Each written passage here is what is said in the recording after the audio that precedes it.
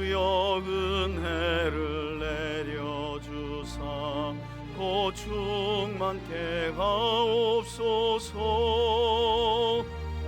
이 줄이고 목마른 나의 맘에 주 성령을 부으소서.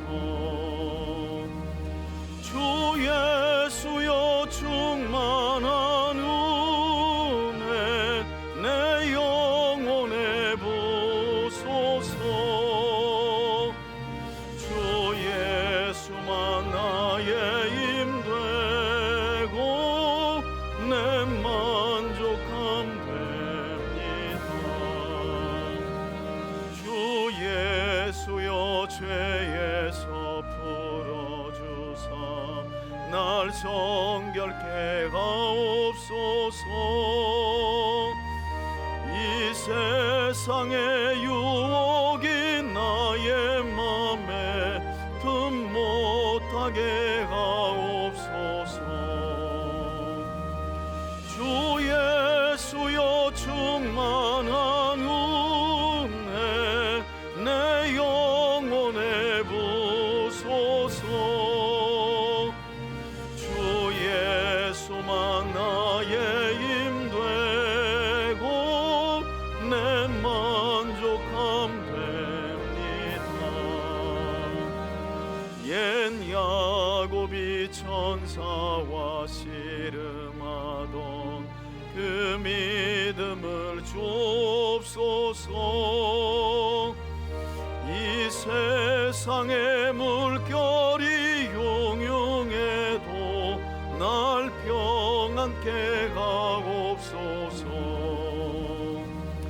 주 예수여 충만한 은혜 내 영혼에 부소서.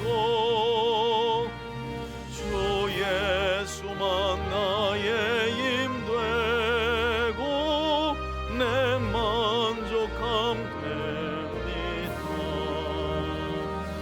주 예수여 완전한 주의 사랑 나 받기를 원합니다.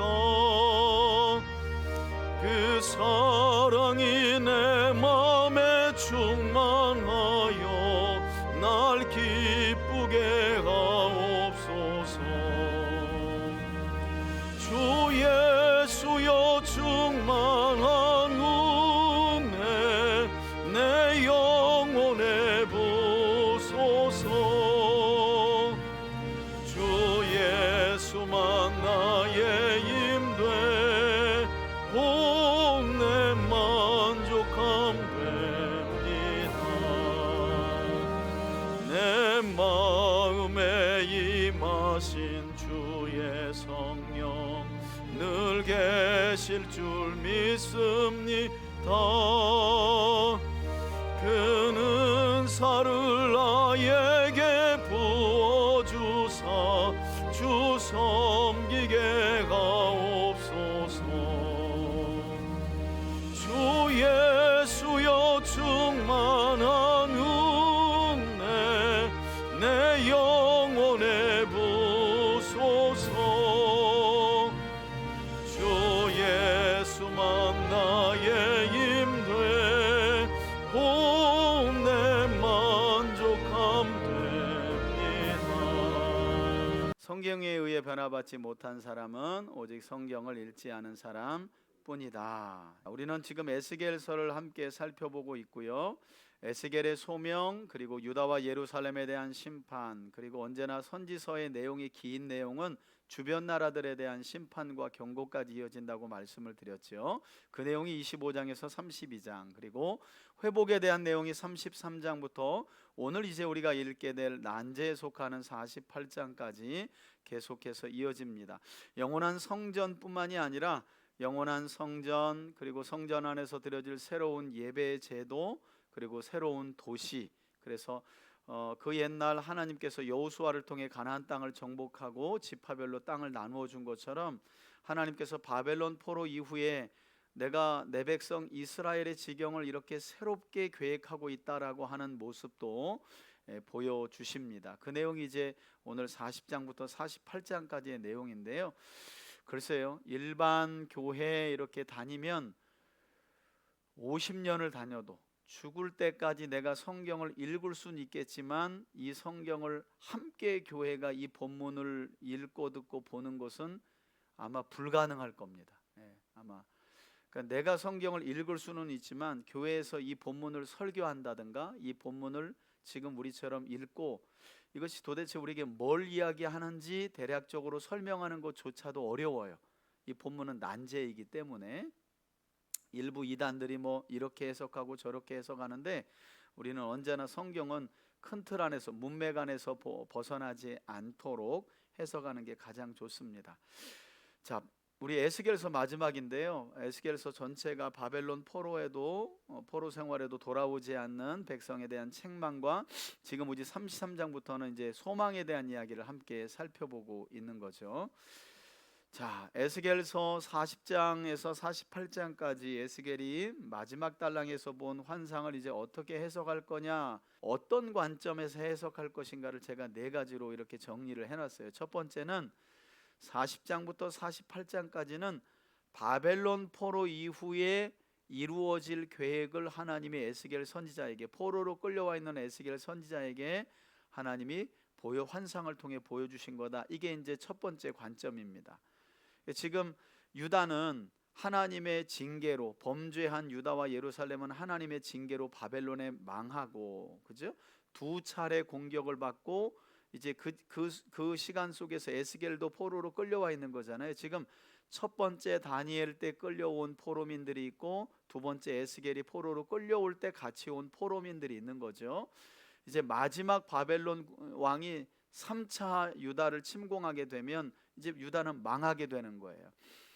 그때 이제 하나님이 말씀하신 내용이 예레미야 25장과 29장에 보면 70년 동안 포로 생활하지만 너희가 여기서 그냥 눌러 사는 것이 아니라 70년 동안만 징계받으면 그 이후에는 돌아올 것이라는 말씀을 하셨잖아요.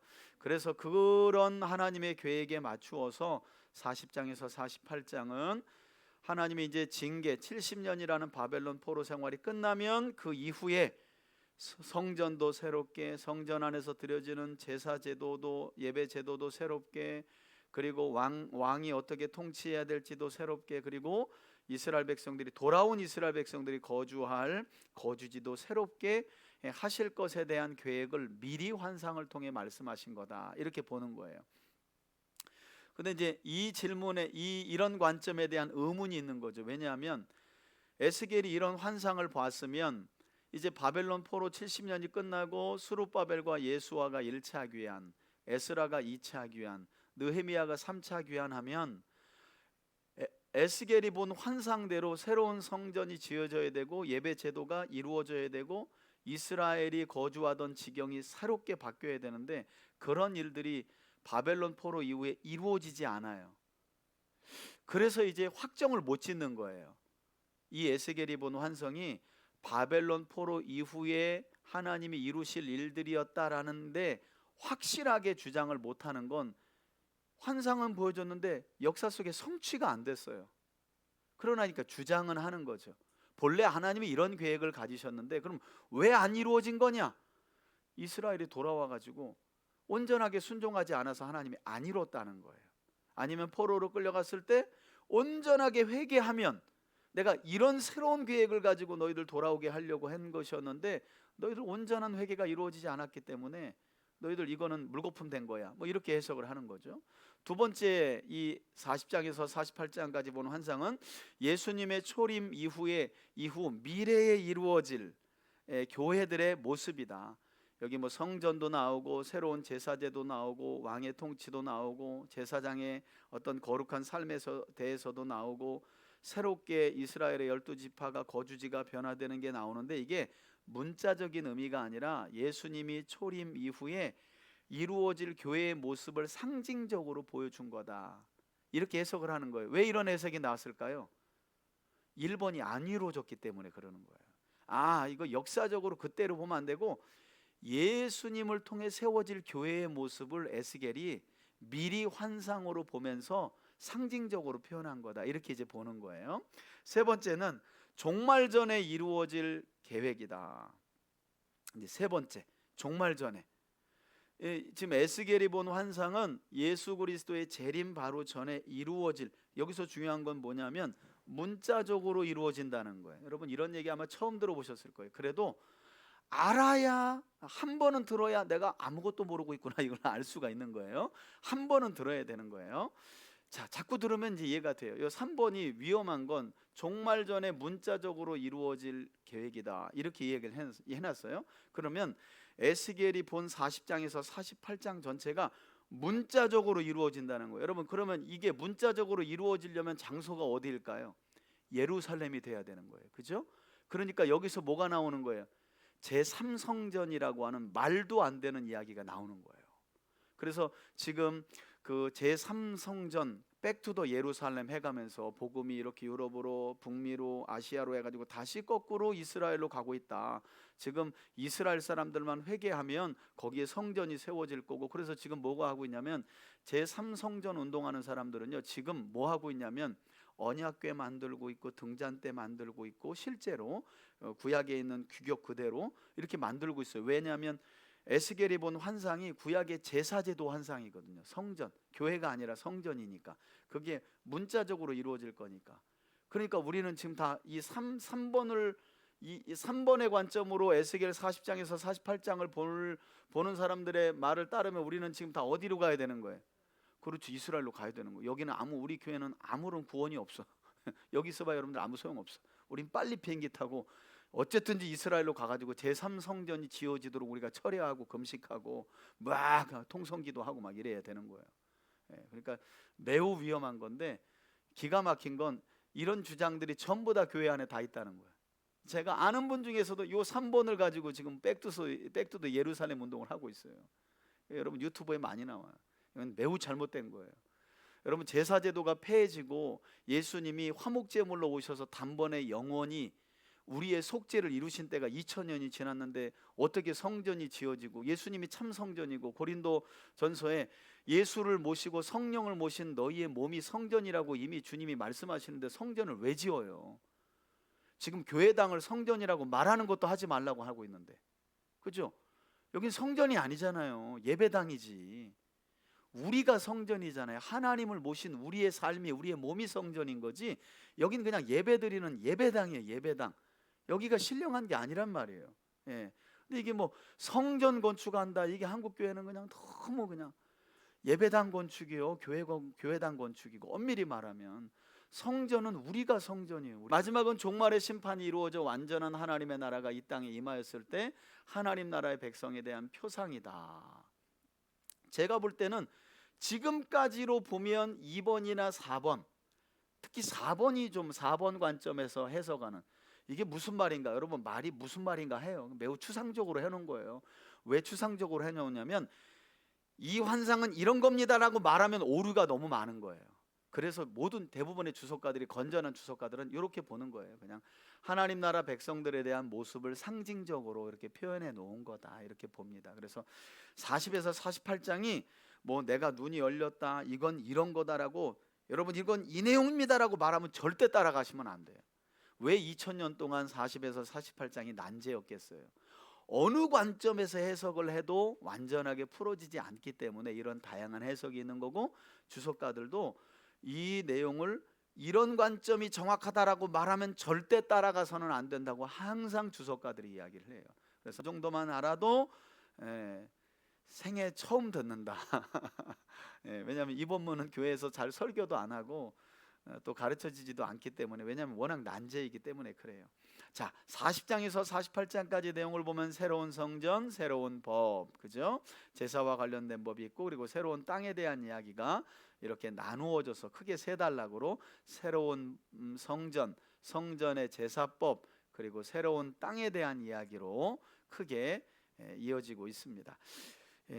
어려운 건, 여러분 우리가 요한계시록도 어려운 건 요한은 환상으로 본 걸 글로 기록하니까 우린 상상력이 부족한데, 본 사람이 글로 기록하면 어려운 거예요. 내가 차라리 보면 쉬운데 본 걸 글로 기록한 걸 우리가 이해하기 때문에 어려워요. 에스겔의 환상도 에스겔이 직접 하나님이 보내신 하나님의 권능의 인도함을 받고 여기저기 봤는데 그걸 글로 기록했기 때문에 어려워요. 그래서 이게 정확한 건 아니지만 에스겔이 이제부터 환상을 통해 본 새로운 성전, 새로운 제사법, 새로운 성읍에 대한 모습은 대략 이런 것들이었다라고 그림으로 그려놓은 겁니다. 앞에 보시면 새로운 성읍에 대한, 에스겔이 요걸 봤어요. 새로운 성읍에 대한 내용, 성전에 대한 내용도 있는데요. 에스겔이 본 먼저 성전이 이렇게 나오죠. 성전의 모습입니다. 이제 에스겔이요, 하나님의 권능이 나를 데리고 여기저기 막 이렇게 데려갔다 그래요. 여기저기 보여줬다고, 여기저기 막 이렇게 보여줬다고 이야기를 합니다. 요걸 이제 조금 더 색깔을 칠하면 이런 모습이에요. 이게 성전입니다. 이게 지금 성전이에요. 여기가 여기 성전 뜰이고요.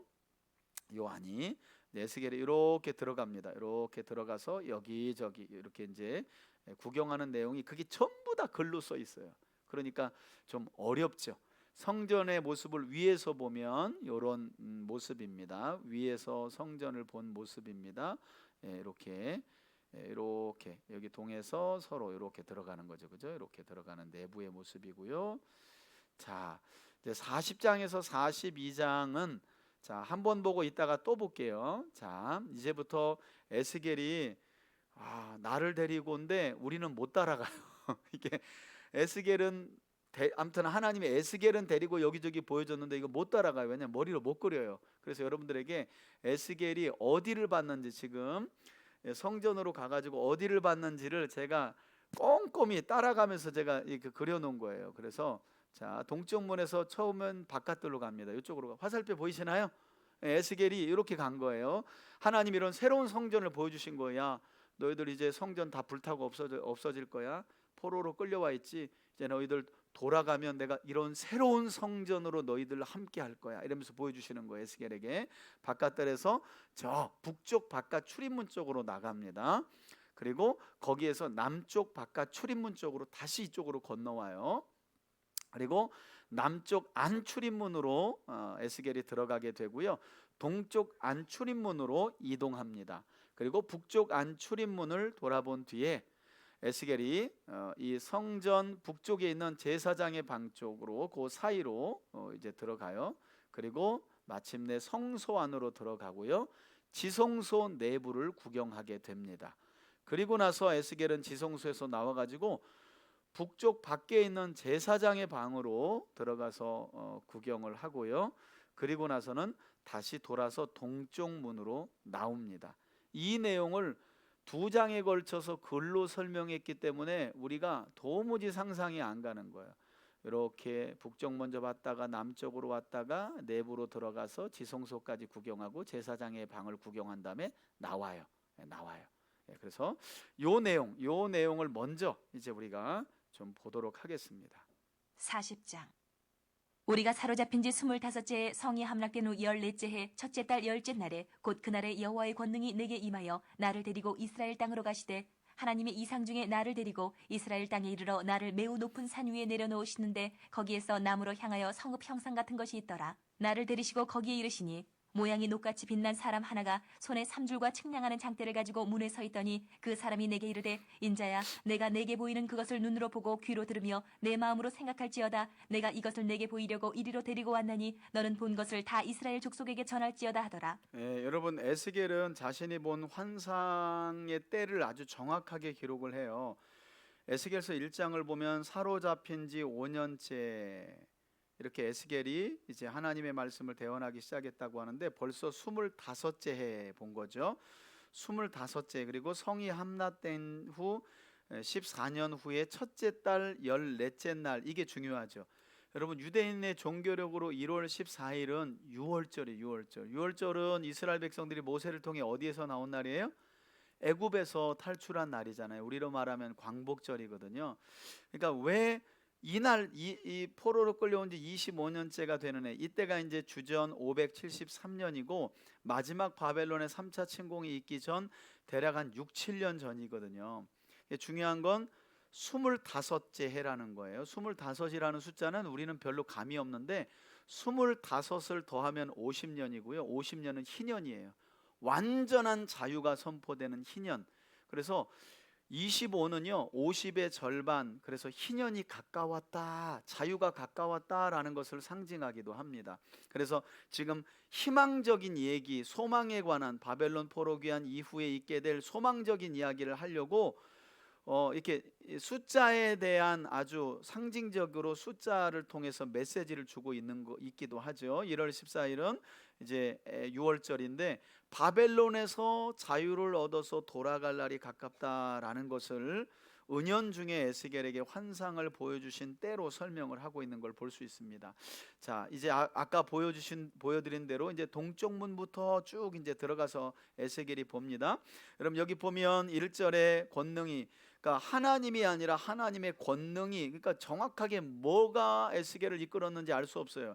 에스겔서 8장에도 끌려온 유대 장로들이 에스겔에게 막 따져 물을 때 하나님이 에스겔의 영을 순식간에 움직여 가지고 예루살렘으로 데려간 일이 있는데, 그때도 누가 에스겔을 옮겼는지 정확치가 않는데 여기서도 마찬가지죠. 그냥 성경은 하나님의 능력이라고 표현해요. 나를 데리고, 2절에도 나를 데리고, 3절에도 나를 데리고. 여러분 이런 표현이 어디 나오냐면 요한계시록으로 한번 가봅시다. 요한계시록으로, 여러분 요한계시록으로 한번 가봅니다. 성경 저 신약 성경 맨 끝에 있어요. 신약 성경 맨 끝에 한번 가보시면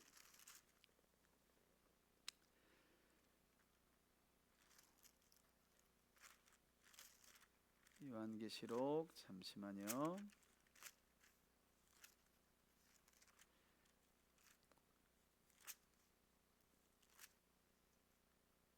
예, 17장으로 한번 가봅시다. 17장으로 한번 가봐요. 마지막 때에 대한 환상을 사도 요한이 보고 결론적으로 성경을 기록한 내용이 요한계시록인데 17장 3절을 보면 어떻게 나와 있어요? 시작. 곧 성령으로 나를 데리고, 마지막 때에 있게 될 일에 대한 환상도 하나님이 요한을 이리저리 데리고 보여주셨구나 나오죠. 자, 넘겨서 21장의 10절, 21장의 10절도 보면 어떻게 해요? 성령이 나를 데리고 나오죠. 그죠? 성령이 나를 데리고. 그러니까 여러분 우리말 성경이 좀 이 번역의 통일성을 조금 약간 벗어났어요. 왜 제가 이런 말씀을 드리냐면 1장으로 한번 와보실래요? 에스겔서 요한계시록 1장 10절 한번 보십시오. 1장 10절 함께 한번 읽습니다. 시작. 주의 날에 내가 성령에 감동되어, 이게 이제 엔푸뉴마티라는 말이거든요. 엔푸뉴마티. 자, 4장 2절로 한번 가보세요. 4장 2절 요한계시록 4장 2절 함께 읽습니다. 시작. 내가 곧 성령에 감동되었더니, 그러니까 똑같은 단어를, 비슷한 단어를 1장과 4장에는 성령의 감동이라고 말해놓고 저 뒤로 가가지고 우리가 아까 살펴봤던 것처럼 17장 3절과 21장 10절에는 성령이 나를 데리고 라고 해놨어요. 여기도 엔푸뉴마티예요. 성령 안에서, 또는 성령에 이끌리어, 또는 성령이 데리고. 그런데 그냥 앞에는 성령의 감동으로 해놓고 뒤에는 성령이 이끌었다고 말해놓고 그냥 번역을 일관성이 없게 번역을 해놨어요. 에스겔서에서 따온 거예요. 이 모습이 지금 성령이 에스겔을 데리고 에스겔을 이끌고 했듯이 지금 하나님이 마지막 때에 대한 계시를 사도 요한을 데리고 사도 요한을 이끌고 보여주시는 내용이거든요. 그래서 에스겔을 잘 보면 요한계시록에 가서 하나님이 마지막 때에 대한 환상을 보여주시는 내용을 우리가 익숙한 말인데 라는 걸 이제 알 수가 있는 거죠. 장차 있게 될 회복에 대한 환상을 보여주신 것처럼, 하나님은 에스겔에게 보여주신 것처럼 하나님은 사도 요한에게 장차 이 땅에 있게 될 마지막 때에 대한 일들을 환상으로 누구를 데리고, 사도 요한을 데리고 환상을 통해 보여주신 거다, 이렇게 보면 됩니다. 그래서 구약 성경, 더 나아가서는 신약 유다서까지, 마태복음부터 유다서까지 알지 못한 채 요한계시록만 피면 전부 다 이단되는 거예요. 그러니까 우리나라에 저 여호와의 증인이든 저 레포츠 공원 옆에 있는 하나님의 교회든 이단에 빠지는 사람들은 성경을 전체적으로 안 봐요. 딱 하나만 열어놓고 보는 거예요. 그리고 지 맘대로 해석을 해요. 그러니까 성경 모르면 또 다 빨려가는 거죠. 예. 자, 요 정도 여러분들이 기억하시면 데리고 요한계시록 읽을 때 에스겔을 데리고 회복에 대한 환상을 보여주신 하나님이 마지막 때에 대한 환상을 사도 요한에게 보여주고 계시구나. 그래서 요한계시록은 이 네 번의 엔푸뉴마티, 하나님이 요한을 데리고 보여주신 환상이 단락으로 나누어져서 22장으로 끝나요. 요한계시록은 그렇게도 볼 수 있어요. 처음 환상을 볼 때 4장 장차 있게 될 일, 그 다음에 이 땅에 있게 될 일, 그 다음에 어린 양의 혼인잔치에 참여하게 될 사람들, 이렇게 요한계시록이 22장이지만 엔푸뉴마티 4개의 단락으로 딱 구조로 나누어져 있어요. 요한을 데리고 보여주신 내용으로 딱 22장이 딱 짜여져 있어요. 요한계시록은 마치 에스겔처럼. 자, 다시 와서 5절 보겠습니다. 5절. 내가 본즉 집 바깥 사방으로 담이더라. 이제 앞에 사람의 그림을 손에 한 번씩 청량한 보시면서 잔대를 보시면 잡았는데 그 길이가 훨씬 더 팔꿈치에서 유익합니다. 손가락에 이르고 한 손바닥 너비가 더한 자로 6척이라. 그 담을 측량하니 두께가 한 장되요 높이도 한 장되며 그가 동쪽을 향한 문에 이르러 층계에 올라 그 문의 통로를 측량하니 길이가 한 장되요 그 문 안쪽 통로의 제가 길이도 움직일 한 때마다 장되며 그 화살표를 문간에 문지기 방들이 넣어볼게요. 있는데 각기 길이가 한 장되요 너비가 한 장되요 각 방 사이 벽이 5척이며 안쪽 문 통로의 길이가 한 장되요 그 앞에 현관이 있고 그 앞에 안문이 있으며 그가 또 안문의 현관을 측량하니 한 장되며 안문의 현관을 또 측량하니 8척이요 그 문벽은 2척이라. 그 문의 현관이 안으로 향하였으며 그 동문간의 문지기 방은 왼쪽에 셋이 있고 오른쪽에 셋이 있으니 그 셋이 각각 같은 크기요 그 좌우편 벽도 다 같은 크기며 또 그 문 통로를 측량하니 너비가 10척이요 길이가 13척이며 방 앞에 칸막이 벽이 있는데 이쪽 칸막이 벽도 한 척이요 저쪽 칸막이 벽도 한 척이며 그 방은 이쪽도 6척이요 저쪽도 6척이며 그가 그 문간을 측량하니 이 방 지붕가에서 저 방 지붕가까지 너비가 25척인데 방문은 서로 반대되었으며 그가 또 현관을 측량하니 너비가 20척이요 현관 사방에 뜰이 있으며 바깥문 통로에서부터 안문 현관 앞까지 50척이며 문지기 방에는 각각 닫힌 창이 있고 문 안 좌우편에 있는 벽 사이에도 창이 있고 그 현관도 그러하고 그 창은 안 좌우편으로 벌려 있으며 각 문벽 위에는 종려나무를 새겼더라.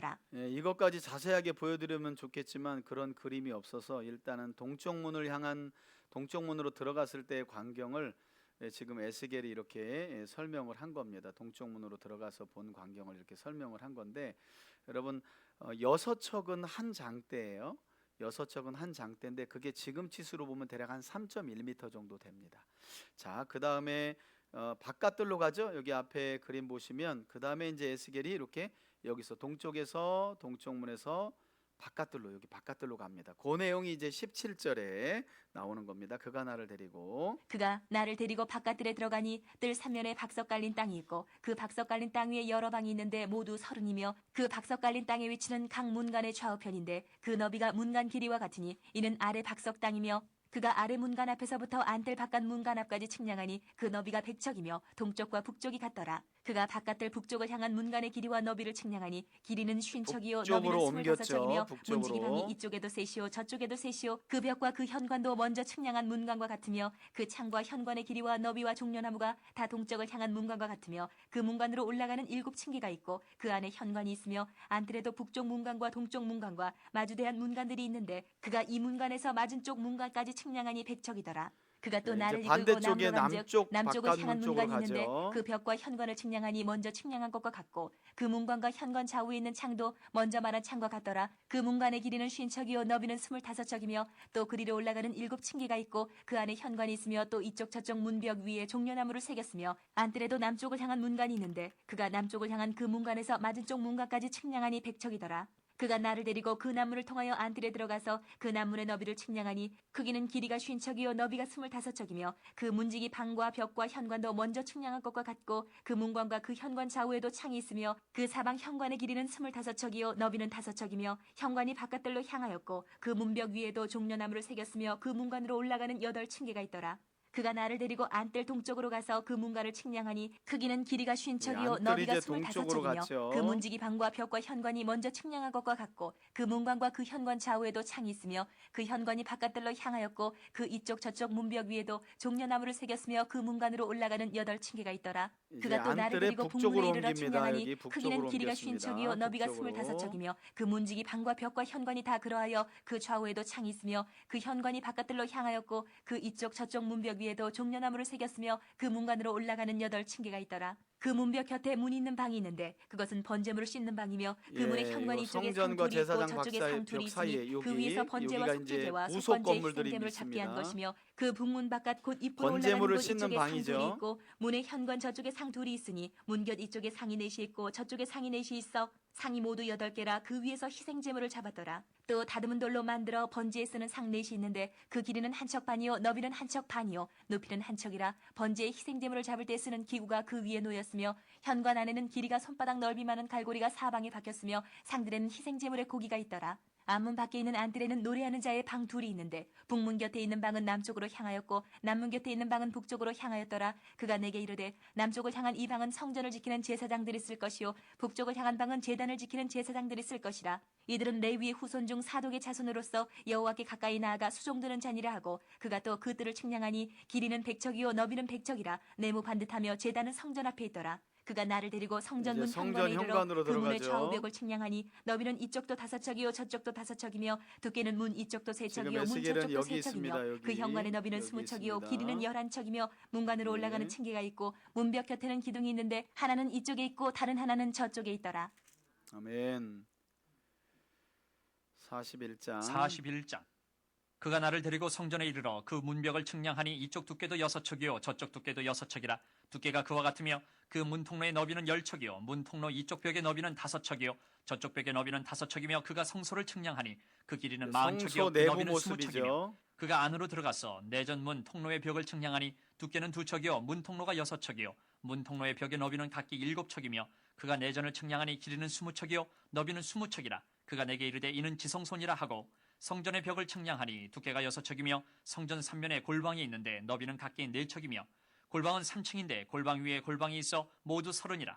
그 3면 골방이 성전벽 밖으로 그 벽에 붙어 있는데 성전벽 속을 뚫지는 아니하였으며 이 둘에 있는 골방은 그 층이 높아질수록 넓으므로 성전에 둘린 이 골방이 높아질수록 성전에 가까워졌으나 성전의 넓이는 아래 위가 같으며 골방은 아래층에서 중층으로 위층에 올라가게 되었더라. 내가 보니 성전 3면의 지대 곧 모든 골방 및 지대의 높이는 한 장대 곧 큰 자로 6척인데 성전에 붙어있는 그 골방 한 바깥 장대 벽 두께는 6척 나오죠. 5척이요 그 외에 3.1m 빈터가 남았으며 정도. 성전 골방 3면에 너비가 20척 되는 뜰이 둘려 있으며 그 골방부는 다 빈터로 향하였는데 한 문은 북쪽으로 향하였고 한 문은 남쪽으로 향하였으며 그 둘려 있는 빈터의 너비는 5척이더라. 서쪽 뜰 뒤에 건물이 있는데 너비는 70척이요 길이는 90척이며 그 사방 벽의 두께는 5척이더라. 그가 성전을 측량하니 길이는 100척이요 또 서쪽 뜰과 그 건물과 그 벽을 합하여 길이는 100척이요 성전 앞면의 너비는 100척이요 그 앞 동쪽을 향한 뜰의 너비도 그러하며 그가 뒷뜰 넘어 있는 건물을 측량하니 그 좌우편 회랑까지 100척이더라. 내전과 외전과 그 뜰의 현관과 문통로 벽과 닫힌 창과 3면에 둘려있는 회랑은 문통로 안쪽에서부터 땅에서 창까지 널판 자로 가렸고 창은 이미 닫혔더라.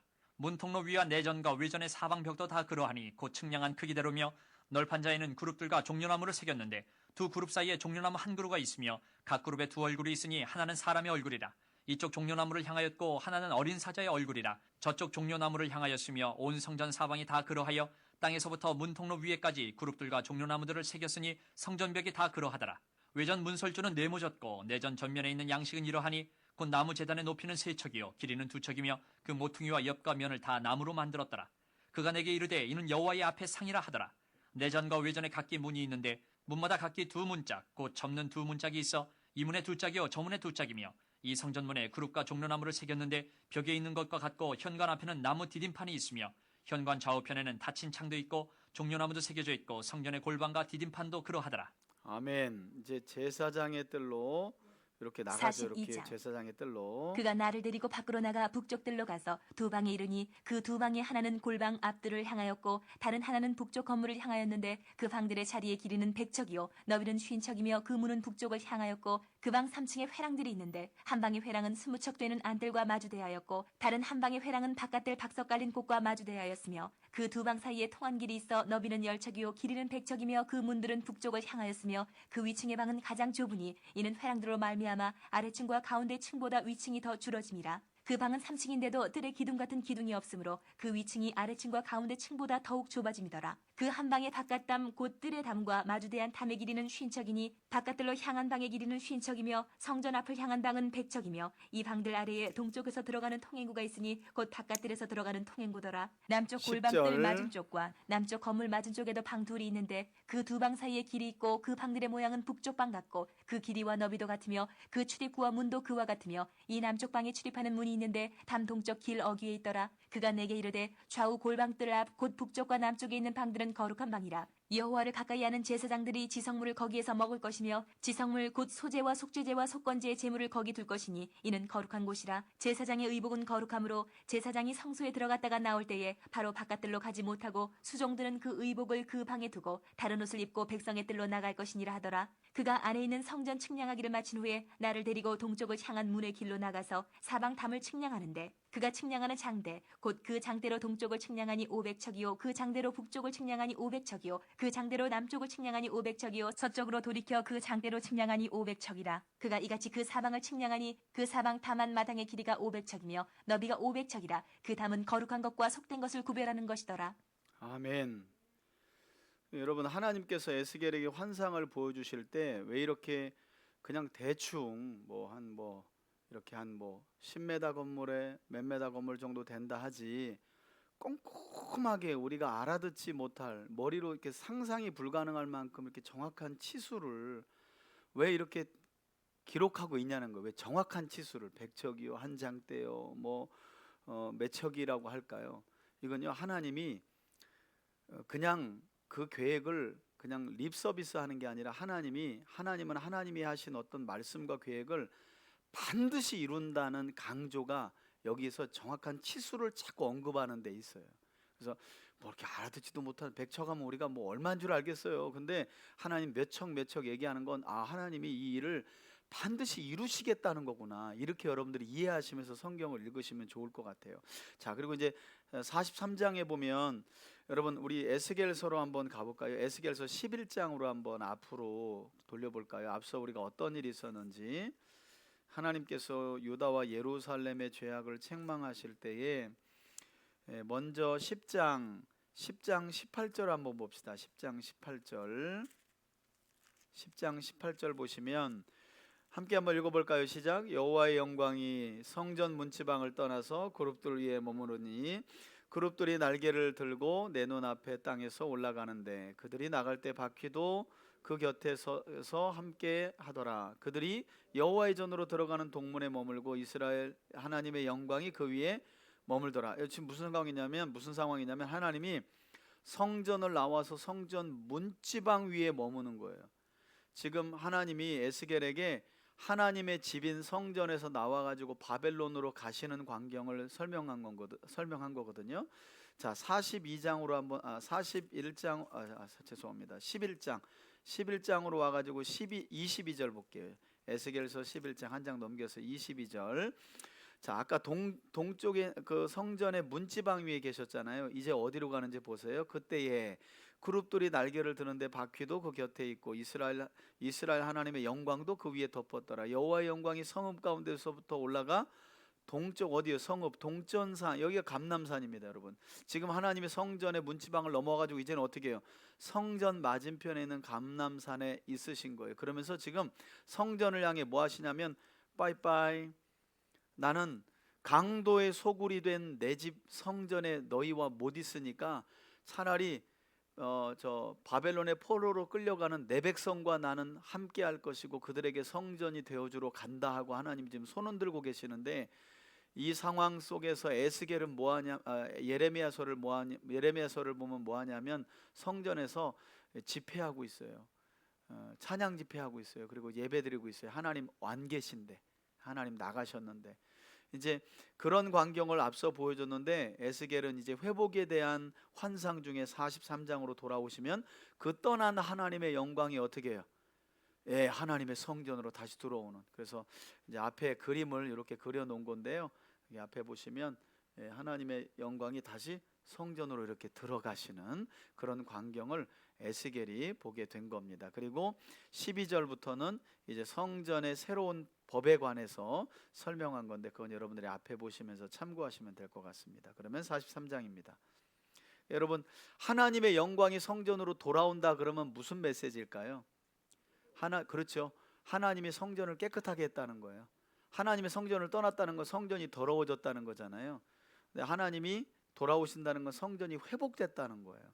근데 그럼 뭐 유다 백성들이 회복시켰냐? 아니에요. 하나님 스스로 하나님 집을 청소하시고 돌아오신 거예요. 이게 은혜죠, 은혜. 성전된 우리가 깨끗해가지고 하나님이 많은 사람들 중에 막 박영화 누구 너는 남들보다 깨끗하니까 내가 너를 내 성전 삼고 너를 내 백성 삼을까야가 아니라 하나님이 똑같이 사는 많은 사람들 중에 우리를 더 사랑하셔서 우리 삶의 죄를 알게 하시고 죄인은 반드시 심판받고 영원한 지옥과 사망에 떨어질 수밖에 없다는 사실도 알게 하시고 그런 죄인을 위해 하나님의 아들 예수 그리스도가 구세주로 오셨다는 사실도 믿게 하셔서 그걸 받아들이고 죄를 자백하고 예수를 믿어 구원에 이르고 하나님의 성전으로 우리를 삼아주신 것도 하나님의 전적인 은혜인 줄 믿습니다. 그 신앙이 이상하게 신앙이 오래되면 그걸 망각하고 살아.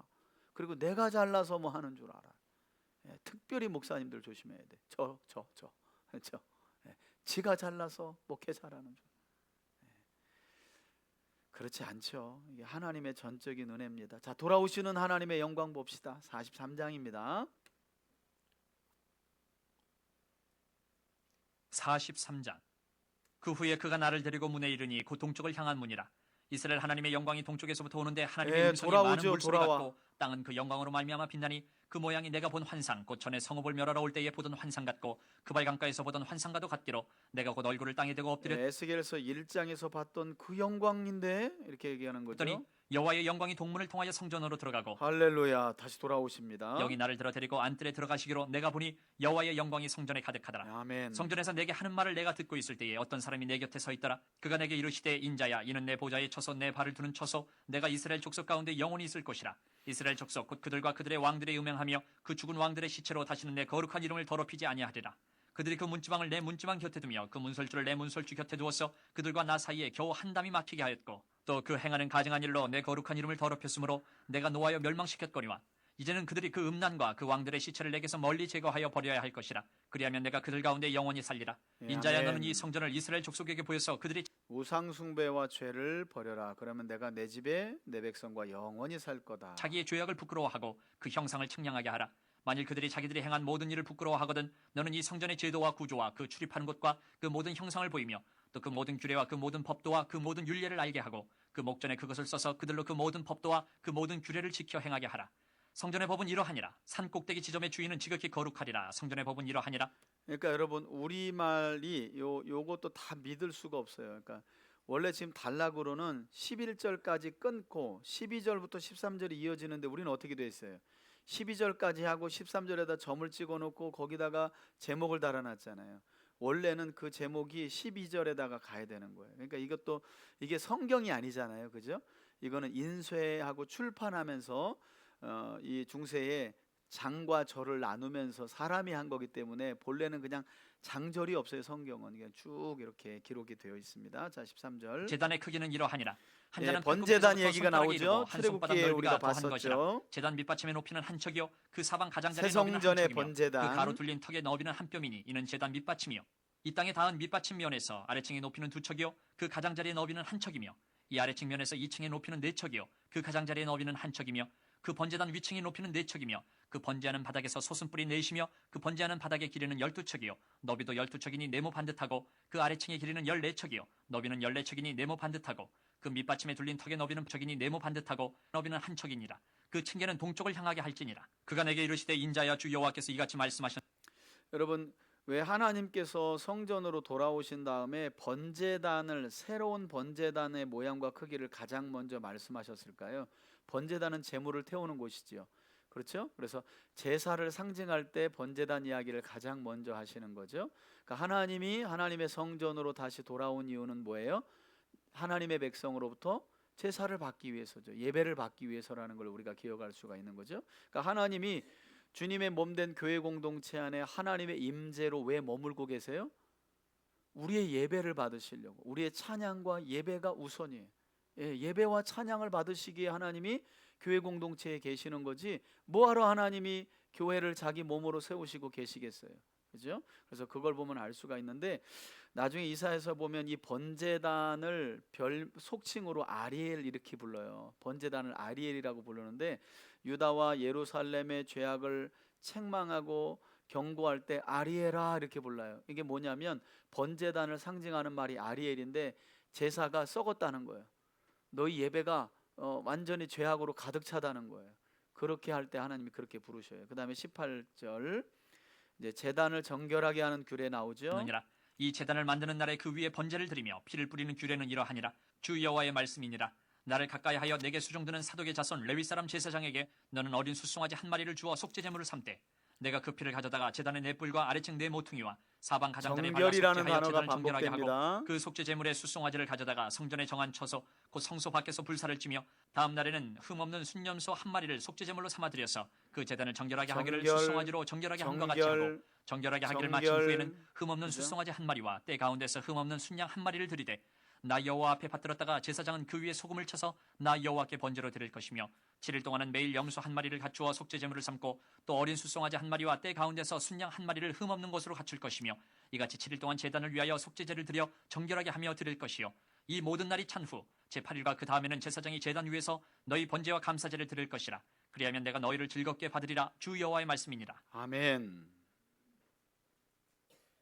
44장 44장은 동쪽 문과 제사장들에 관한 말씀인데요, 이제 왕과 제사장과 사독의 자손들의 의무에 대해서 설명합니다.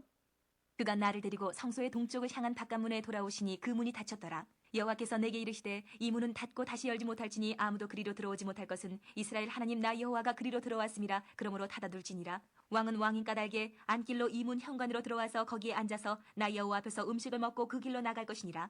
그가 또 나를 데리고 북문을 통하여 성전 앞에 이르시기로, 내가 보니 여호와의 영광이 여호와의 성전에 가득한지라. 내가 얼굴을 땅에 대고 엎드리니 여호와께서 내게 이르시되, 인자야 너는 전심으로 주목하여 내가 내게 말하는 바 여호와의 성전의 모든 규례와 모든 율례를 귀로 듣고, 또 성전의 입구와 성소의 출구를 전심으로 주목하고, 너는 반역하는 자 곧 이스라엘 족속에게 이르기를, 주 여호와께서 이같이 말씀하시기를, 이스라엘 족속아 너희의 모든 가증한 일이 족하니라. 너희가 마음과 몸에 할례받지 아니한 이방인을 데려오고 내 떡과 기름과 피를 드릴 때에 그들로 내 성소 안에 있게 하여 내 성전을 더럽힘으로 너희의 모든 가증한 일 외에 그들이 내 언약을 위반하게 하는 것이 되었으며, 너희가 내 성물의 직분을 지키지 아니하고 내 성소에 사람을 두어 너희 직분을 대신 지키게 하였느니라. 주 여호와께서 이같이 말씀하셨느니라. 이스라엘 족속 중에 있는 이방인 중에 마음과 몸에 할례를 받지 아니한 이방인은 내 성소에 들어오지 못하리라. 이스라엘 족속이 그릇 행하여 나를 떠날 때에 레위 사람도 그릇 행하여 그 우상을 따라 나를 멀리 떠났으니 그 죄악을 담당하리라. 그러나 그들이 내 성소에서 수종들어 성전문을 맡을 것이며, 성전에서 수종들어 백성의 번제의 희생물과 다른 희생물을 잡아 백성 앞에 서서 수종들게 되리라. 그들이 전에 백성을 위하여 그 우상 앞에서 수종들어 이스라엘 족속이 죄악에 걸려 넘어지게 하였으므로 내가 내 손을 들어 쳐서 그들이 그 죄악을 담당하였느니라. 주 여호와의 말씀이니라. 그들이 내게 가까이 나와 제사장의 직분을 행하지 못하며 또 내 성물 곧 지성물에 가까이 오지 못하리니 그들이 자기의 수치와 그 행한 바 가증한 일을 담당하리라. 그러나 내가 그들을 세워 성전을 지키게 하고 성전의 모든 수종드는 일과 그 가운데에서 행하는 모든 일을 맡기리라. 이스라엘 족속이 그릇 행하여 나를 떠날 때에 사독의 자손 레위 사람 제사장들은 내 성소의 직분을 지켰은즉 그들은 내게 가까이 나와 수종을 들되 내 앞에 서서 기름과 피를 내게 드릴지니라. 주 여호와의 말씀이니라. 그들이 내 성소에 들어오며 또 내 상에 가까이 나와 내게 수종들어 내가 맡긴 직분을 지키되, 그들이 안뜰문에 들어올 때에나 안뜰문과 성전 안에서 수종들 때에는 양털 옷을 입지 말고 가는 베옷을 입을 것이니, 가는 배 관을 머리에 쓰며 가는 배바지를 입고 땀이 나게 하는 것으로 허리를 동이지 말 것이며, 그들이 바깥들 백성에게로 나갈 때는 수종들은 옷을 벗어 거룩한 방에 두고 다른 옷을 입을지니 이는 그 옷으로 백성을 거룩하게 할까 함이라.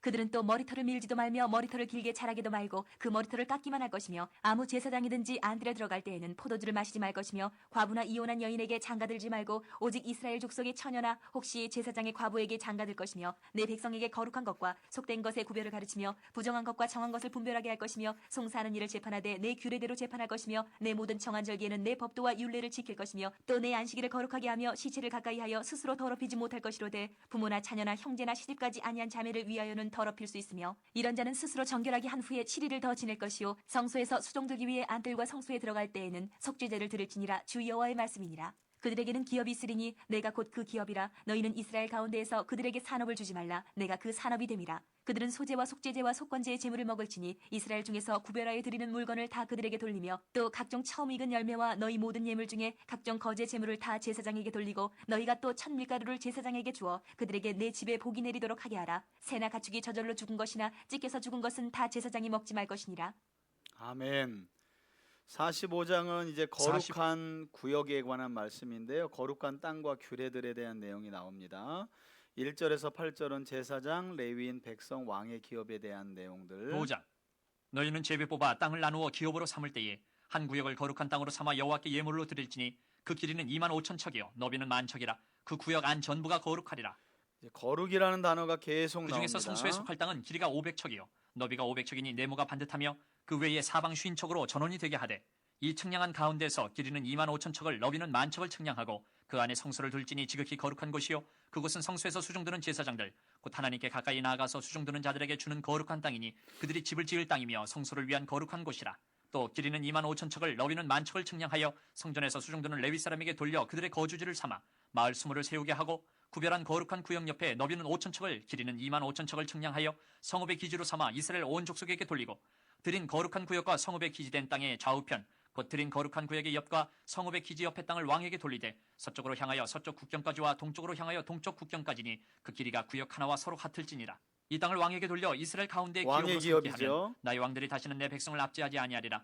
그 나머지 땅은 이스라엘 족속에게 그 지파대로 줄지니라. 그 주 외의 여호와께서 이같이 규례들. 말씀하셨느니라. 이스라엘의 통치자들아 너희에게 만족하니라. 너희는 포악과 겁탈을 제거하여 버리고 정의와 공의를 행하여 내 백성에게 속여 빼앗 예, 왕들에게 주시는 새로운 거주지에 살게 될 왕들에게 거주민들을 통치할 왕들에게 정의와 공의를 행하라. 하는 것을 그칠지니라. 주 여호와의 말씀이니라. 너희는 공정한 저울과 공정한 에바와 공정한 밭을 쓸지니 에바와 밭은 그 용량을 동일하게 하되 호멜의 용량을 따라 밭은 10분의 1 호멜을 담게 하고 에바도 10분의 1 호멜을 담게 할 것이며 세겔은 20계라니 20세겔과 25세겔과 15세겔로 너희 만회가 되게 하라. 너희가 마땅히 드릴 예물은 이러하니 밀 한 호멜에서는 6분의 1 에바를 드리고 보리 한 재물들에 대한 호멜에서도 6분의 1 내용이죠. 에바를 드리며 기름은 정한 규례대로 한 고루에서 10분의 1 밭을 드릴지니 기름의 밭으로 말하면 한 고루는 10밭 곧 한 호멜이며 10밭은 한 호멜이라. 또 이스라엘의 윤택한 초장의 가축대 200마리에서는 어린 양 한 마리를 드릴 것이라. 백성을 속죄하기 위하여 이것들을 소제와 번제와 감사제물로 삼을지니라. 주 여호와의 말씀이니라. 이 땅 모든 백성은 이 예물을 이스라엘의 군주에게 드리고 군주의 본분은 번제와 소제와 전제를 명절과 초하루와 안식일과 이스라엘 족속의 모든 정한 명절에 갖추는 것이니 이스라엘 족속을 속죄하기 위하여 이 속죄제와 소제와 번제와 감사제물을 갖출지니라. 여호와께서 이같이 말씀하셨느니라. 제사들에 대해서 첫째 달 초하루 날에 설명합니다. 흠없는 숫송아지 한 마리를 가져다가 성소를 정결하게 하되 제사장이 그 속죄제 희생제물의 피를 가져다가 성전 문설주와 제단 아래층 네 모퉁이와 안뜰 문설주에 바를 것이요 그달 7일에도 모든 과실범과 모르고 범죄한 자를 위하여 역시 그렇게 하여 성전을 속죄할지니라.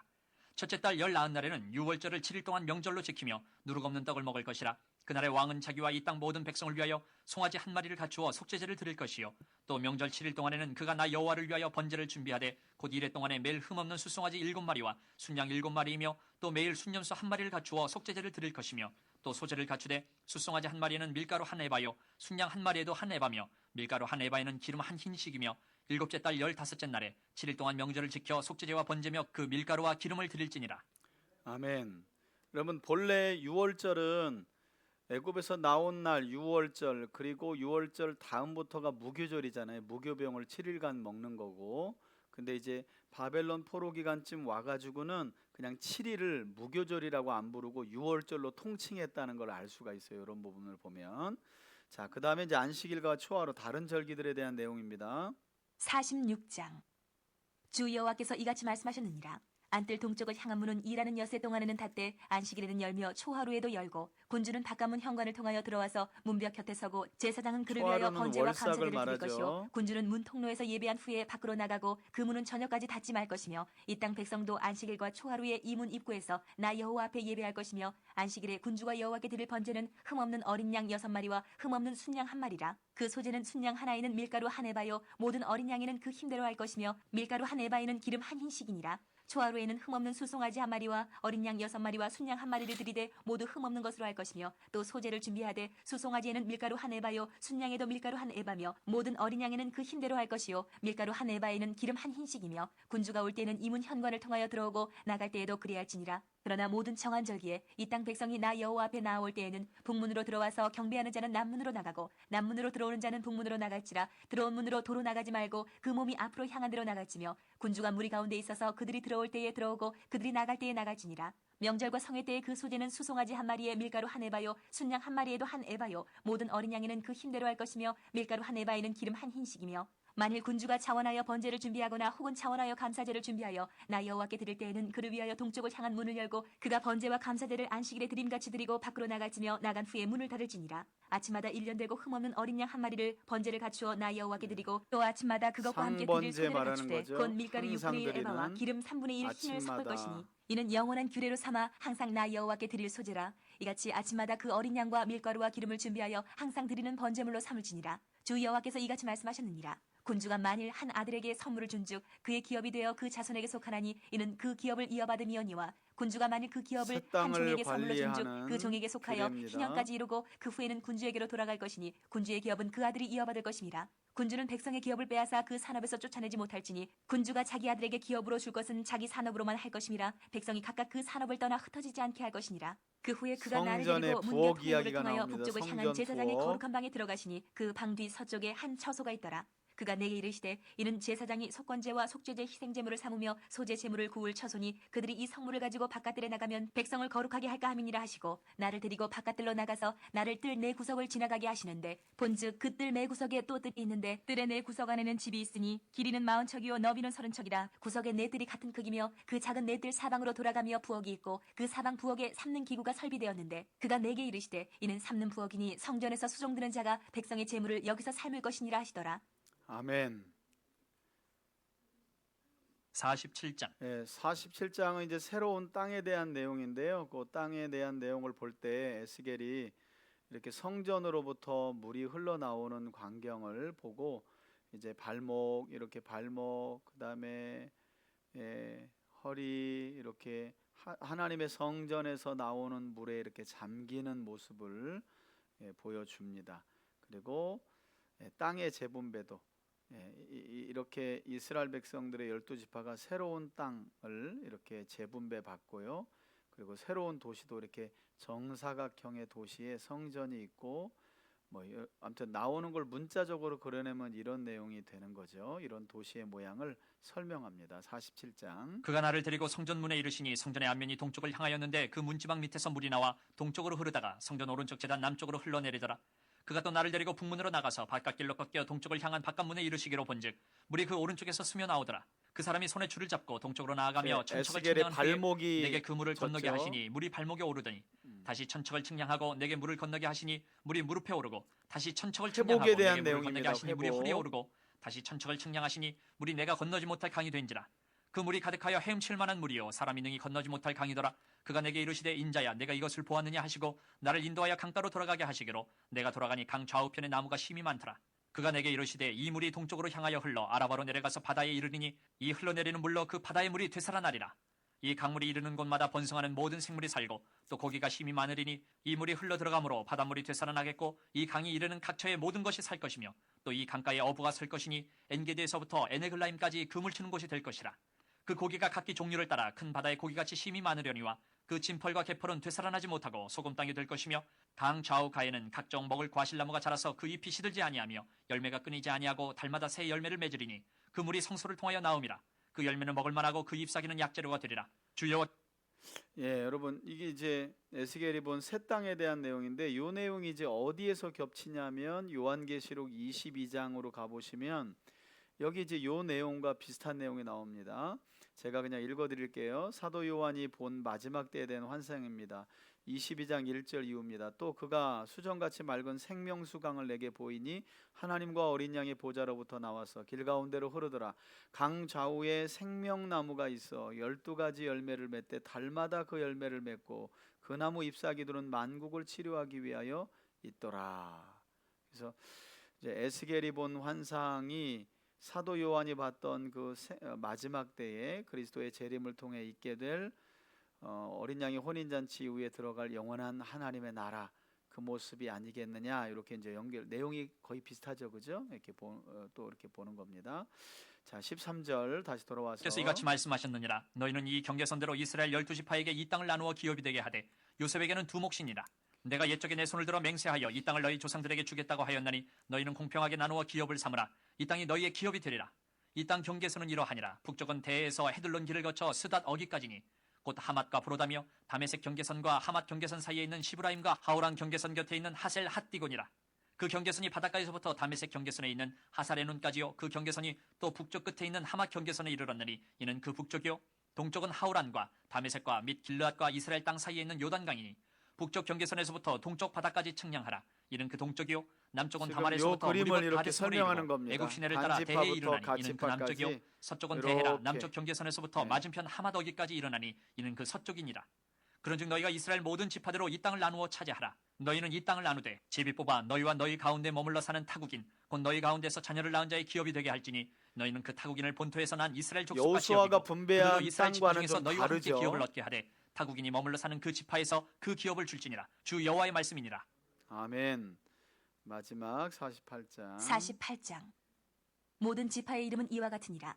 북쪽 끝에서부터 헤들론 길을 거쳐 하맛 어귀를 지나서 다메섹 경계선에 있는 하살 에논까지 곧 북쪽으로 하맛 경계선에 미치는 땅 동쪽에서 서쪽까지는 단의 몫이요. 단 경계선 다음으로 동쪽에서 서쪽까지는 아셀의 몫이요. 아셀 경계선 다음으로 동쪽에서 서쪽까지는 납달리의 몫이요. 납달리 경계선 다음으로 동쪽에서 서쪽까지는 므낫세의 예, 몫이요. 이 그림 므낫세 지금 경계선 설명하는 다음으로 겁니다, 동쪽에서 이 서쪽까지는 그림. 에브라임의 몫이요. 에브라임 경계선 다음으로 동쪽에서 서쪽까지는 루벤의 몫이요. 루벤 경계선 다음으로 동쪽에서 서쪽까지는 유다의 몫이요. 유다 경계선 다음으로 동쪽에서 서쪽까지는 너희가 예물로 드릴 땅이라. 너비는 2만 5천 척이요. 길이는 다른 몫의 동쪽에서 서쪽까지와 같고 성소는 그 중앙에 있을지니 곧 너희가 여호와께 드려 예물로 삼을 땅의 길이는 2만 5천 척이요. 너비는 만 척이라. 이 드리는 거룩한 땅은 제사장에게 돌릴지니 북쪽으로 길이가 2만 5천 척이요. 서쪽으로 너비는 만 척이요. 동쪽으로 너비가 만 척이요. 남쪽으로 길이가 2만 5천 척이라. 그 중앙에 여호와의 성소가 있게 하고 이 땅을 사독의 자손 중에서 거룩하게 구별한 제사장에게 돌릴지어다. 그들은 직분을 지키고 이스라엘 족속이 그릇될 때에 레위 사람이 그릇된 것처럼 그릇되지 아니하였느니라. 땅의 예물 중에서 그들이 예물을 받을지니 레위인의 접경지에 관한 가장 거룩한 예물이니라. 제사장의 경계선을 따라 레위 사람의 몫을 주되 길이는 2만 5천 척이요 너비는 만 척으로 할지니 이 구역의 길이가 2만 5천 척이요 너비가 각기 만 척이라. 그들이 그 땅을 팔지도 못하며 바꾸지도 못하며 그 땅에 처음 익은 열매를 남에게 주지도 못하리니 이는 여호와께 거룩히 구별한 것임이라.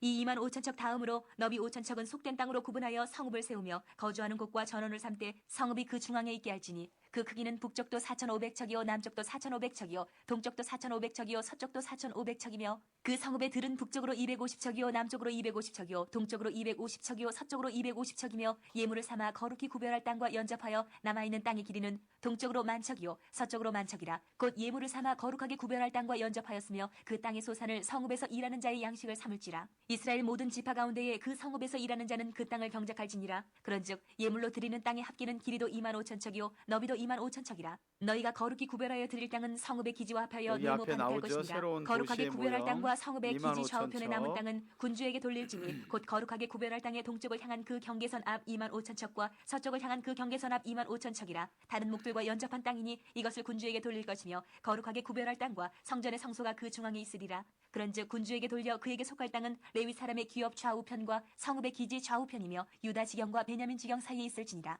그 나머지 모든 지파는 동쪽에서 서쪽까지는 베냐민의 몫이요 베냐민 경계선 다음으로 동쪽에서 서쪽까지는 시므온의 몫이요 시므온 경계선 다음으로 동쪽에서 서쪽까지는 이사갈의 몫이요 이사갈 경계선 다음으로 동쪽에서 서쪽까지는 스불론의 몫이요 스불론 경계선 다음으로 동쪽에서 서쪽까지는 갓의 몫이며 갓 경계선 다음으로 남쪽 경계선은 다말에서부터 무리바 가데스 셈에 이르고 애굽 시내를 따라 대해에 이르나니 이것은 너희가 제비 뽑아 이스라엘 지파에게 나누어 주어 기업이 되게 할 땅이요 또 이것들은 그들의 몫이니라. 주 여호와의 말씀이니라. 그 성읍의 출입구는 이러하니라. 북쪽의 너비가 4,500척이라. 그 성읍의 문들은 이스라엘 지파들의 이름을 따를 것인데 북쪽으로 문이 셋이라. 하나는 루벤 문이요 하나는 유다 문이요 하나는 레위 문이며 동쪽의 너비는 4,500척이니 또한 문이 셋이라. 하나는 요셉 문이요 하나는 베냐민 문이요 하나는 단 문이며 남쪽의 너비는 4,500척이니 또한 문이 셋이라. 하나는 시므온 문이요 하나는 이사갈 문이요 하나는 스불론 문이며 서쪽도 4,500척이니 또한 문이 셋이라. 하나는 간 문이요 하나는 아셀 문이요 하나는 납달리 문이며 그 사방의 합계는 18,000척이라. 그날 후로는 그 성읍의 이름을 여호와 삼마라 하리라. 아멘. 예, 여러분 성경 읽으면서 최고 어려운 부분을 지금 여러분들이 지금 지난 거예요. 구약 성경 안에서 세 손가락 안에 들어가는 거의 넘버원이죠. 에스겔서 이 말미는. 그래서 뭐 어려워서 안 읽고 몰라서 안 읽고 하는데 하나님의 말씀을 읽고 듣고 지켜 순종하는 자들에게 복이 되기 때문에 우리 빼놓지 않고 읽은 것이고요. 이제 우리 다음 주부터는 이제 바벨론 포로로 끌려간 선지자까지 받고 포로 귀환 공동체, 우리 시가서 그냥 뛰어넘고, 우리 시가서는 지금 아침 기도의 시간에 시편부터 보고 있기 때문에 시가서는 뛰어넘고 이제 우리 에스라부터 해가지고 다시 포로 귀환 공동체에 이렇게 주신 말씀을 함께 살펴볼 겁니다. 우리 함께 이 시간 좀 기도하길 원합니다. 우리 기도 앞에 보시고 기도 제목 제가 함께 나눌 텐데, 첫 번째 기도 제목입니다. 하나님은 새 성전에 대한 회복의 환상을 보여주시며 에스겔 선지자를 이리저리 데리고 다니시며 친히 가르쳐 주셨죠. 우리 시간 기도할 때 하나님, 우리에게 진리의 성령을 보내셔서 하나님의 길인 참된 성전 되신 예수 그리스도께로 인도하신 주님, 여러분 감사하셔야 됩니다. 그리고 찬양하셔야 됩니다. 우리 시간 그렇게 기도하면서 했으면 좋겠고요. 참 성전으로 오신 예수님을 통해 전심으로 하나님을 믿고 섬기는 우리가 되게 해달라고. 에스겔은 정말 알듯 모를 듯 어려운 환상을 통해 하나님의 이끄심을 받았지만 우린 너무 명확하잖아요. 예수께서 참 성전으로 이 땅에 오셨고 그리스도를 믿는 모든 사람들을 주님은 성전 삼아 거하신다고 말씀합니다. 우리 시간 기도할 때 하나님, 그의 합당한 삶을 살아가며 주께 감사하게 하시고 참 성전으로 오신 예수님을 통해 하나님을 바르게 알고 믿고 예배하고 섬기는 우리와 우리 가정과 교회 공동체가 되게 해달라고. 우리 주여 한번 부르면서 다 같이 기도합시다. 주여. 살아계신 아버지 하나님 감사합니다. 회복에 관한 환상을 보여주시고 에스겔을 이리로 저리로 데리고 다니시며 보여주신 하나님, 성전의 새로운 성전의 모습을 보여주신 하나님, 이제 우리에게는 참 성전이 되시는 예수 그리스도께로 우리를 인도하시고 진리의 성령께서 참 성전 되신 예수를 알게 하시고 보게 하시고 듣게 하시고 믿게 하여 주셔서 우리로 하여금 주님의 성전된 삶을 살아가게 하신 주님을 찬양합니다. 우리의 가정을 주의 성전 삼아주시고 우리의 교회를 주의 성전 삼아주시고 우리를 주의 성전 삼아주신 주님을 찬양합니다. 주님 감사합니다. 이 은혜 잊지 않고 주의 거룩한 성전다운 삶을 살아가는 우리가 될 수 있도록 인도하여 주옵소서. 하나님 참 성전 되신 예수 그리스도를 힘써 알아가며 하나님을 전심으로 섬기게 하시고 사랑하게 하시고 하나님을 예배할 수 있는 우리와 우리 가정과 교회가 되게 해주길 원하나이다. 주여 우리를 불쌍히 여겨주시고 우리를 긍휼히 여겨주시고 참 성전이 되셔서 이 땅에 오신 예수 그리스도를 통해 하나님을 더욱 깊이 알아가며 배워가며 믿고 주의 말씀 따라 성전된 삶을 살아갈 수 있도록 인도하여 주옵소서. 하나님, 그런 우리와 우리 가정과 교회 공동체가 되어지기를 원하나이다. 주님, 우리를 불쌍히 여겨주시고 참 성되신 성전 되신 예수 그리스도 안에서 살아가는 우리가 되게 하시고 참 성전으로 오신 예수님을 우리 마음에 모시고 우리의 삶을 온전한 성전된 삶으로 살아갈 수 있도록 도와주시옵소서. 그런 우리의 삶이 되어지길 원합니다. 그런 우리 가정이 되길 원하고 그런 우리 교회 공동체가 되어지길 원합니다. 참 성전 되신 예수님, 우리를 성전으로 삼아 거하시오니 주여 주의 말씀과 거룩한 성령의 충만함을 따라 참 성전다운 삶을 살아갈 수 있도록 인도하여 주옵소서. 하나님 주 예수 그리스도를 믿고 성령을 우리에게 내주하게 하시고 진리의 영을 따라 오늘도 우리를 인도하신 주님을 찬양합니다. 하나님, 믿음 안에서의 삶을 살아가는 우리가 되어지길 원합니다. 주여 긍휼히 여겨주옵소서. 주여 불쌍히 여겨주옵소서. 하나님, 참 성전 되신 예수 그리스도께로 우리의 눈을 고정시키게 하시고 우리의 마음을 고정시키게 하시고 우리의 삶을 주께서 거하시는 참 성전된 삶으로 일구어갈 수 있도록 인도하여 주옵소서. 그런 우리의 가정과 교회가 되어지길 원합니다. 주님 함께하여 주옵소서. 참 성전다운 삶을 살아가는 우리가 되어지길 원합니다. 우리 가정을 불쌍히 여겨 주옵소서. 우리 교회 공동체를 긍휼히 여겨 주옵소서. 아멘.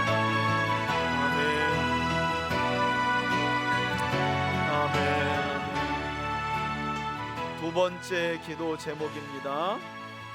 새 성전에서 섬기게 될 제사장들은 거룩하신 하나님께 제사를 드리기 위해 구별되어 거룩한 방에서 거룩한 제물을 먹었다라고 에스겔은 이야기합니다. 우리 시간 기도할 때 하나님 예수 그리스도를 믿어 영적 제사장이 된 우리의 거룩한 신분을 기억하며 우리 하나님의 말씀을 따라 세상 사람들과 달리 구별된 삶, 곧 거룩한 삶을, 생각도 우리의 말 하나도 우리의 행동 거지 하나도 구별된 삶을 살아가는 영적 제사장의 삶을 살아가는 우리와 우리 가정과 교회가 되게 해달라고 우리 주여 한번 부르며 기도합시다. 주여 아버지 하나님, 새 성전에서 제사의 직분을 맡게 될 제사장들에게 거룩한 방을 주시며 거룩한 삶을 요구하셨던 하나님, 그리스도 예수를 믿어 하나님의 자녀가 된 우리야말로 왕같은 제사장이요 거룩한 주의 나라인 줄 믿습니다. 하나님, 성도들의 삶은 세상 사람들과 달라야 합니다. 성도들의 삶은 세상 사람들의 삶의 목적과 달라야 합니다. 하나님의 소원이 우리의 삶의 소원이 되게 하시고 주의 말씀을 따라 살아가는 거룩한 삶을 통하여 살아계신 하나님을 드러내고 하나님의 소원과 뜻을 이루어가는 믿음의 삶을 살아가게 하여 주옵소서.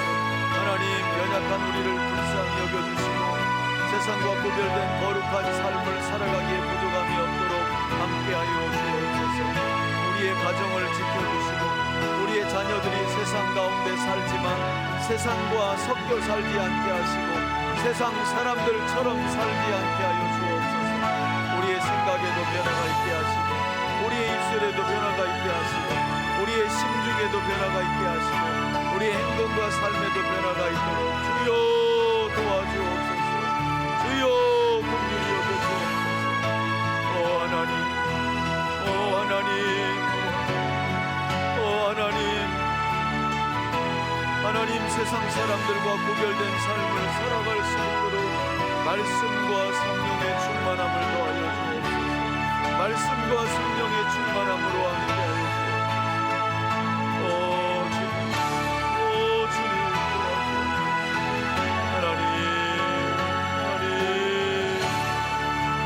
하나님, 거룩한 삶, 거룩한 말씀을 따라 이루어갈 수 있도록 도와주옵소서. 하나님의 말씀은 거룩합니다. 그래서 주의 말씀을 따라 살아가는 삶이야말로 가장 복되고 거룩한 삶이 되는 줄 믿습니다. 오늘도 주어진 우리에게 주어진 하나님의 말씀을 부여잡고 살아갈 수 있도록 도와주옵소서. 그런 우리의 가정과 교회 공동체로 세워져 갈 수 있도록 인도하여 주옵소서. 하나님 도와주옵소서. 하나님 함께하여 주옵소서. 오 주님, 오 주님 불쌍히 여겨주옵소서. 오 주님 불쌍히 여겨주옵소서. 오 하나님, 아멘,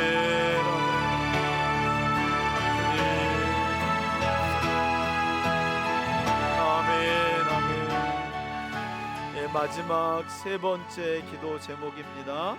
하나님은 새롭게 구별된 땅에 대해 말씀하시며 그 땅을 통치하는 자들에게 포악과 겁탈을 제거하고 정의와 공의를 행하라고 말씀하셨습니다. 기도할 때 하나님, 예수 그리스도를 통해 이 땅에 거룩한 하나님의 나라가 이미 임한 줄 믿습니다. 우리가 그 나라의 백성임을 믿습니다. 주의 나라의 백성답게 말씀을 준행하며 공의와 정의를 행하는 우리가 되게 해달라고 기도하시고요. 2025년 우리 교회 비전 위해서 기도하시고 중보기도와 환우들을 위해서, 그리고 공의와 정의가 우리나라 지금 모든 사람들이 힘들어하고 있는 가운데 현재 아직 판결이 늦춰지고 있는데 여러모로 나라의 국기도 여러 가지로 지금 땅에 떨어져 있는 상황입니다. 하나님, 공의와 정의가 교회로부터 세상으로 제발 흘러갈 수 있도록, 나로부터 세상으로 흘러갈 수 있도록 하나님 은혜 달라고 우리 마지막으로 주여 한번 부르며 기도하겠습니다. 주여, 살아계신 아버지 하나님, 살아계신 아버지 하나님, 하나님 새 땅에 대한 말씀을 하시며 그 땅의 통치는 공의와 정의로 이루어질 것이라고 말씀하신 아버지 하나님, 예수 그리스도를 통해 이 땅에 하나님의 나라가 우리에게 임하였고 하나님 나라의 속성은 공의와 정의인 줄 믿습니다. 하나님, 주의 백성된 교회와 성도들의 삶은 공의와 정의를 따라 살아가야 할 줄 믿습니다. 하나님의 말씀을 준행하며 공의와 정의를 행해야 할 줄 믿습니다. 하나님, 우리나라의 무너진 정의와 공의를 긍휼히 여겨주시고 이 땅을 불쌍히 여겨주옵소서. 하나님, 믿는 주의 백성들과 성도들로부터 저들이 하나님의 말씀을 지켜 준행하며 순종함으로부터 공의와 정의의 정의가 하수와 같이 세상으로 흘러나갈 수 있도록 하나님의 정의와 공의가 하나님 교회로부터 세상으로 흘러갈 수 있도록 주여 긍휼히 여겨 주옵소서. 하나님, 한국교회를 불쌍히 여겨 주옵소서. 하나님, 인권과 욕심과 여러가지 것들의 마음을 빼앗긴 한국교회를 불쌍히 여겨주시고 그래서 정의와 공의를 무너진 한국교회를 불쌍히 여겨주옵소서. 이제는 진리의 말씀과 성령의 인도하심으로 충만한 한국교회가 되게 하시고 그리하여 공의와 정의가 무너진 세상으로 하수와 같이 강과 같이 흘러넘쳐 나아갈 수 있도록 도와주옵소서. 하나님, 교회가 소망입니다. 지금도 교회가 소망입니다. 하나님의 유일한 대안은 교회인 줄 믿습니다. 그리스도인인 줄 믿습니다. 그리스도인들이 하나님의 말씀을 준행하여 공의와 정의를 행하고 공의와 정의를 행하는 성도들의 삶이 강과 하수와 같이 세상으로 흘러갈 때 세상은 마침내 공의와 정의로 세워지게 되는 줄 믿습니다. 하나님, 이 원리, 이 하나님의 말씀을 준행하는 교회들로 세워질 수 있도록 하나님 불쌍히 여겨 주옵소서. 긍휼히 여겨 주옵소서. 우리 3대 교회가 먼저 주의 말씀을 지켜 준행하며 하나님의 말씀이 이루어지기를 위하여 기도함으로 공의와 정의를 회복하게 하시고 우리 교회에서 공의와 정의가 흘러나가 우리 가정으로 세상으로 넘칠 수 있도록 그리하여 마침내 하나님의 공의와 정의가 이 땅 가운데 회복되고 세워질 수 있도록 은총을 더하여 주옵소서. 아버지 하나님, 아버지 하나님, 불쌍히 여겨 주옵소서. 하나님, 긍휼히 여겨 주옵소서. 긍휼히 여겨 주옵소서. 현재 판결이 속히 이루어져서 하나님, 국가적으로 어려운 이 위기를 타개할 수 있도록 주여 불쌍히 여겨 주옵소서. 하나님, 결국 우리의 손으로 만든 어려움들입니다. 우리의 선택으로 만든 어려움들입니다.